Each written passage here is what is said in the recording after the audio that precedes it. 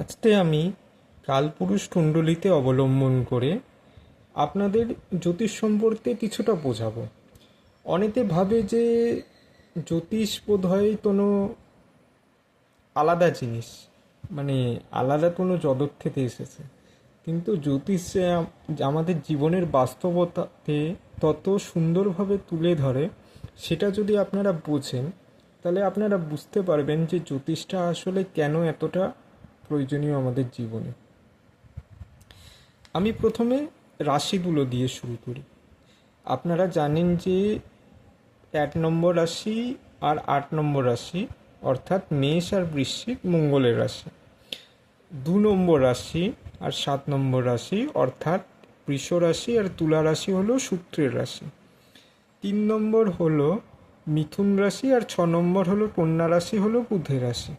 4 নম্বর কর্কট রাশি হলো চন্দ্রের রাশি। 5 নম্বর সিংহ রাশি হলো সূর্যের রাশি। 9 নম্বর ধনু রাশি আর 12 নম্বর মীন রাশি হলো বৃহস্পতি রাশি। আর 10 নম্বর মকর রাশি আর 12 নম্বর কুম্ভ রাশি হলো শনি রাশি। এছাড়াও 8 নম্বর রাশি বৃশ্চিকের মালিক মঙ্গলের পাশাপাশি কেতুও বটে। আর 11 নম্বর কুম্ভ রাশির মালিক শনির পাশাপাশি রাহুও বটে। এবার এইটা থেকে আমরা জীবনটাতে কিভাবে বুঝবো আমি একটু ব্যাখ্যা করি। আমি এখানে যে ছবিটা এঁকে রেখেছি এটা স্বাভাবিক কালপুরুষ কুণ্ডলী, মানে কালপুরুষ কুণ্ডলী তো মেষ রাশির লগ্ন থেকে শুরু হচ্ছে। এবার প্রত্যেকটা গ্রহ আমাদের ভেতরের বা আমাদের জীবনের 9টা পিলার। এবার কোন জিনিসটা কোন ঘরে উচ্চ হচ্ছে সেইটা আমি এখানে লিখে রেখেছি আপার অ্যারো দিয়ে। আপনারা বুঝতেই পারছেন বিষয়টা। আমি এবার জিনিসটাতে বোঝাবো। সূর্য কোথায় উচ্চ হচ্ছে? সূর্য উচ্চ হচ্ছে 1 নম্বর ঘরে।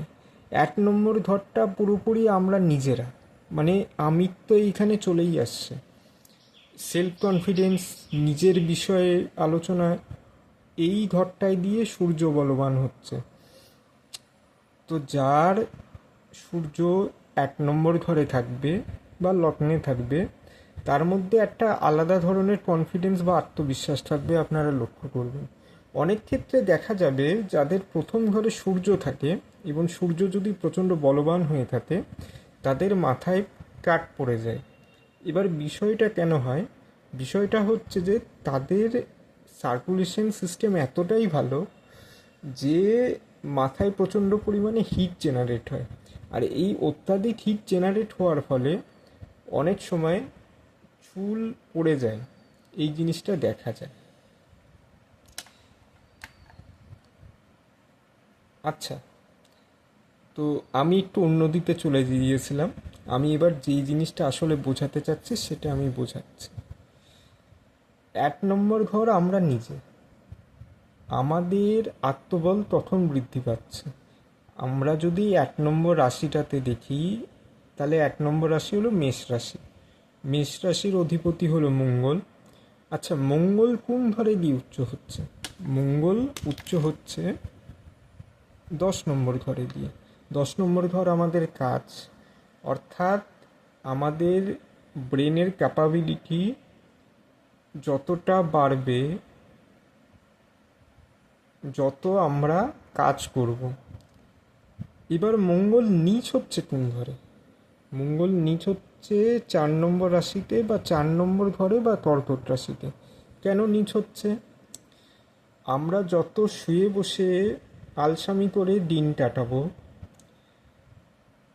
আমাদের ব্রেন একটা প্যাটার্নের মধ্যে আটকে যাবে বা একটা নির্দিষ্ট জিনিসের মধ্যে অ্যাটাচ হয়ে যাবে। আর যত অ্যাটাচ হয়ে যাবে, আমাদের নতুন কিছু শেখার ক্যাপাবিলিটি আস্তে আস্তে কমে আসবে। এবার 2 নম্বর আর 7 নম্বর রাশির মালিক শুক্রতে নিয়ে কথা বলা যাক। আচ্ছা, শুক্র হচ্ছে আমাদের ঘনভাব এবং আমাদের ব্যবসা ও স্ত্রীর ভাবের বা স্ত্রীর ক্ষেত্রে স্বামীর ভাবের সাথে যুক্ত অংশের মালিক। শুক্র এবার কোথায় গিয়ে উচ্চ হচ্ছে? শুক্র উচ্চ হচ্ছে 12 নম্বর ঘরে। এবার যে আমাদের টাকা দিচ্ছে সে উচ্চ কোথায় দিয়ে হচ্ছে, সে উচ্চ হচ্ছে দিয়ে খরচের ঘরে, বা যেখানে আমরা একা পড়ে যাচ্ছি আইসোলেশনের ঘরে। টাকা কখনই আসে যখন আপনি জীবনে নতুন কোনো এক্সপিরিয়েন্স গেইন করেন, আর নতুন করে এক্সপিরিয়েন্সের জন্য আপনাকে খরচ করতেই হবে। আপনাদের পড়াশুনো শিখতে দিলে তার জন্য কিছু পরিমাণ টাকা খরচ করতে হবে, আপনাদের ভালো মন্দ খেতে দিলে কিছু পরিমাণ টাকা খরচ করতে হবে, আপনাদের বেড়াতে দিলে কিছু পরিমাণ টাকা খরচ করতে হবে। মোট কথা, আপনি যতক্ষণ না টাকা খরচ করবেন আপনার মধ্যে টাকা উপার্জন করার ইচ্ছাও আসবে না। আর টাকা উপার্জন না করার ইচ্ছা আসলে আজকাল অনেকের মধ্যে সন্ন্যাসের প্রবণতা দেখা দিয়েছে, মানে বিয়ে করতে ইচ্ছা করছে না, এইসব বিষয়গুলো হওয়াটা খুব স্বাভাবিক বিষয়। তাছাড়াও বিয়ে না করতে ইচ্ছা করার আরও কারণ আছে, আমি সেই সব কারণের দিতে যাচ্ছি না আপাতত। আমার বিষয়টা হচ্ছে মূল জিনিসটা বোঝানোই আমার কাজ। এবার 3 নম্বর আর 6 নম্বর, অর্থাৎ মিথুন রাশি আর কন্যা রাশির মালিক বুধ কোন ঘরে উচ্চ হচ্ছে? বুধ নিজের ঘর কন্যা রাশিতেই উচ্চ হচ্ছে। কেন? আমরা আমাদের রোগ ব্যাধি আর আমরা আমাদের স্কিলগুলো তখনই বাড়াতে পারি যখন আমরা রেগুলার জীবনে ডিসিপ্লিন থাকি।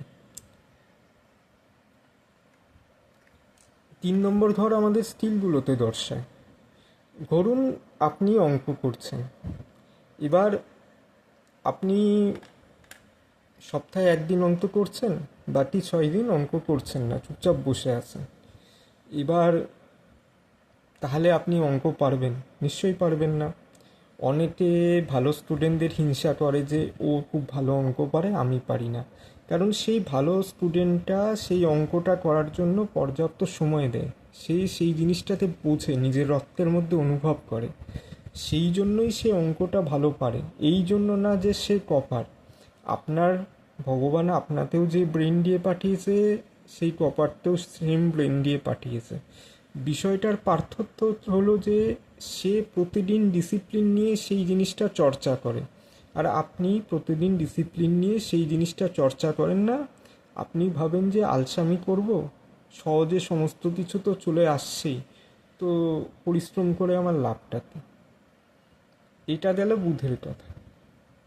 এবার 4 নম্বর ঘরের মালিক, 4 নম্বর অর্থাৎ কর্কট রাশি, অর্থাৎ কর্কট রাশির মালিক হলো চন্দ্রদেব, আপনারা সকলেই জানেন। এবার চন্দ্র কোন ঘরে দিয়ে উচ্চ হচ্ছে? চন্দ্র উচ্চ হচ্ছে 2 নম্বর ঘরে দিয়ে, যেটা আমাদের সঞ্চিত অর্থের ঘর। 11 নম্বর ঘর হচ্ছে যে অর্থটা আমরা উপার্জন করছি, 12 নম্বর ঘর হচ্ছে যে অর্থটা আমরা খরচ করছি, আর 2 নম্বর ঘর হচ্ছে উপার্জন করার পর, খরচ করার পরেও যেটা আমাদের কাছে অবশিষ্ট থাকছে বা যেটা আমরা সঞ্চয় করে রাখছি, সেটাই হচ্ছে 2 নম্বর ঘর। এবার চাক মানে সুখ। সুখ কখন আসে? যখন আপনার কাছে পর্যাপ্ত পরিমাণে সম্পদ আছে, আপনার ফ্যামিলি, 2 নম্বর ঘরটা ফ্যামিলি, আপনার ফ্যামিলি আপনার পাশে আছে, আপনি পেছন থেকে একটা সাপোর্ট পাচ্ছেন, তখনই আপনি স্টেবল হতে পারবেন। আপনার কাছে পর্যাপ্ত টাকা নেই, আপনার পরিবার আপনার সাথে নেই, আপনি যতই সেলফ হেল্প বই পড়ে নিন না কেন, খুব বেশি হেল্প আলটিমেটলি দিয়ে করবে না। সেই জন্য পরিবার যদি নাও থাকে, তো টাকা উপার্জনের দিকে নজর দিন। টাকা উপার্জন করাটাই সত্যি কথা বলতে সুখ পাওয়ার একমাত্র উপায়, যদি সত্যি কথা বলে থাকি।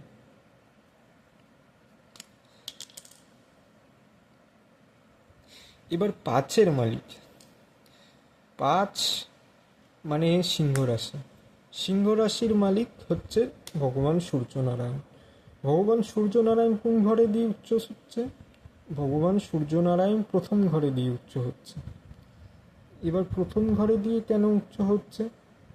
প্রথম ঘরে দিয়ে এই কারণে উচ্চ হচ্ছে, কারণ আপনি নিজের মধ্যে আত্মবিশ্বাস যতটা বাড়ান, নিজেটা যতটা ডিসিপ্লিনের সাথে রাখেন, আপনি সময়ের সাথে ততটাই বাড়তে থাকেন। ভগবান সূর্য কিন্তু প্রতিদিন একটা নির্দিষ্ট সময় ওঠে আর নির্দিষ্ট সময় অস্ত যায়। বিজ্ঞানের ভাষায় যদিও সেটা নয়, পৃথিবী চারদিকে আবর্তন করছে জন্য আমরা সূর্যতে প্রতিদিন উদিত হতে বা অস্ত হতে দেখছি। কিন্তু সূর্য একটা স্টেবল জিনিস, কনস্ট্যান্ট। সূর্য কোনোদিন নিজের জায়গা থেকে নড়ে না।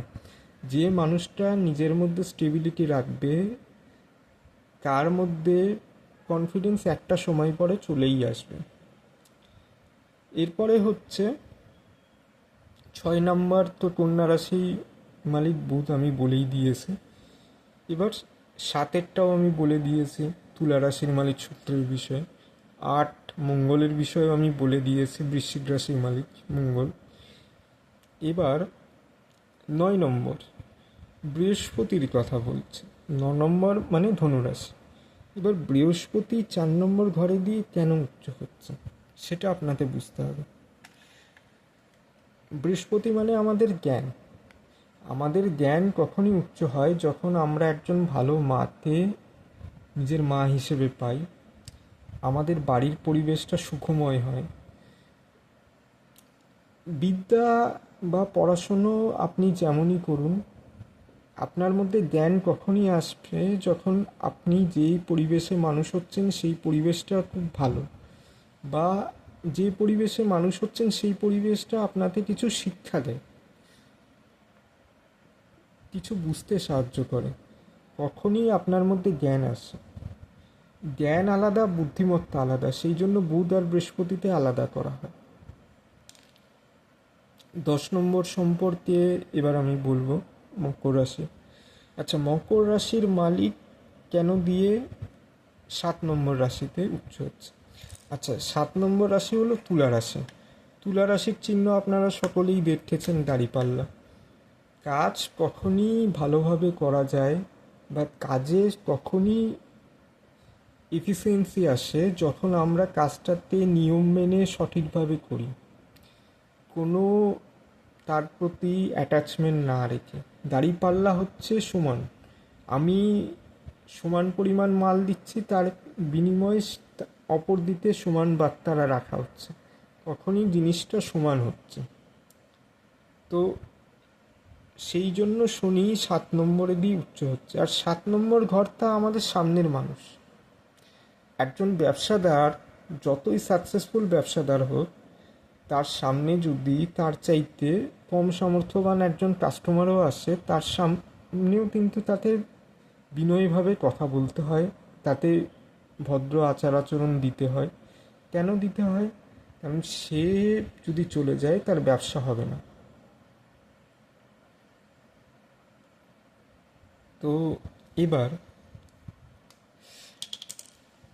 11 নম্বর ঘরের মালিক তো শনি সম্পর্কে আমি বলে দিয়েছি। 11 নম্বর ঘরের আরেকজন মালিক হচ্ছে রাহু। রাহু কোন ঘরে দিয়ে উচ্চ হচ্ছে? রাহু মিথুন রাশিতে দিয়ে উচ্চ হচ্ছে। কেন মিথুন রাশিতে দিয়ে উচ্চ হচ্ছে? কারণ রাহু মুখটাকে রিপ্রেজেন্ট করে, মুখ আর আমাদের হাতটাকে, মাথা আর হাত, মাথা, মুখ আর হাত। তো 3 নম্বর ঘরটা হচ্ছে হাত। রাহু সেখানেই উচ্চ হচ্ছে যেখানে স্কিল নিয়ে আমরা কাজ করছি, না কি আমরা বসে বসে আলসামি মারছি। অনেকে বলে রাহু 2 নম্বর ঘরে দিয়ে উচ্চ হয়, কিন্তু আমি বলি রাহু 3 নম্বর ঘরে দিয়ে উচ্চ হয়। রাহু একজন রাক্ষস। রাক্ষসের মেইন কাজই হলো কিছু শেখা, পরিশ্রম করা। 8 নম্বর নিয়ে আমি বলিনি। 8 নম্বর এটা যেমন মালিক মঙ্গল হয়, 8 নম্বরের মালিক কেতু হয়। কেতু এবার 9 নম্বর ঘরে দিয়ে কেন উচ্চ হচ্ছে? 9 নম্বর ঘরটা হচ্ছে ফিলোসফি আর ভাগ্যের, আবার ধর্মেরও। আপনার মধ্যে ফিলোসফি কখনই আসে যখন আপনি কোনো কিছুর সাথে আকর্ষণ বোধ করেন না।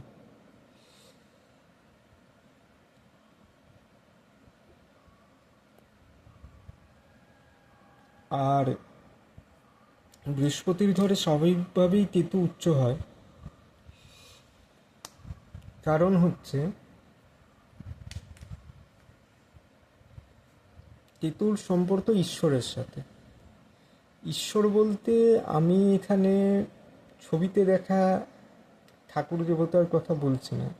ছবিতে আঁকা ঠাকুর দেবতার মধ্যেও বিশেষ অর্থ আছে, কিন্তু সেটার জন্য সত্যি কথা বলতে একটা ভালো বৃহস্পতি আর কেতু থাকা খুব দরকার। অন্য গ্রহগুলো আপনাকে বলতে পারে আপনার বাস্তব জীবনে কিভাবে বাঁচতে হবে, কিন্তু বৃহস্পতি আর কেতুই হচ্ছে এমন একটা গ্রহ যারা আপনাকে বলতে পারে যে এই লাইফটা যে আপনারা অতিবাহিত করছেন এটাই আপনার শেষ লাইফ না, হয়তো এরপরেও আপনি আবার জন্মাবেন। এইভাবে তো আপনি বারবার জন্মাতে থাকবেন। তো যতবার আপনি জন্মাবেন সুখও যেমন আপনি অনুভব করবেন, দুঃখও আপনি অনুভব করবেন। কিন্তু তাহলে এই জিনিসপত্রগুলো থেকে বাইরে যাওয়ার রাস্তা একমাত্র এই দুটোই আপনাকে দেখাতে পারে। অন্য গ্রহগুলো আপনাকে কিভাবে বাস্তব জীবনের সাথে টিকে থাকতে হবে সেইগুলো ভালো বলতে পারে, কিন্তু এইগুলো আধ্যাত্মিক জীবনের সাথে কিভাবে যুক্ত হতে হয় বা নিজের সাথে নিজেতে কিভাবে যুক্ত হয় সেটা ভালো মতো বলতে পারে। আশা করছি আমার ভিডিও আপনাদের ভালো লাগবে। কিছু ভুল ত্রুটি হয়ে থাকলে আমাকে মার্জনা করবেন।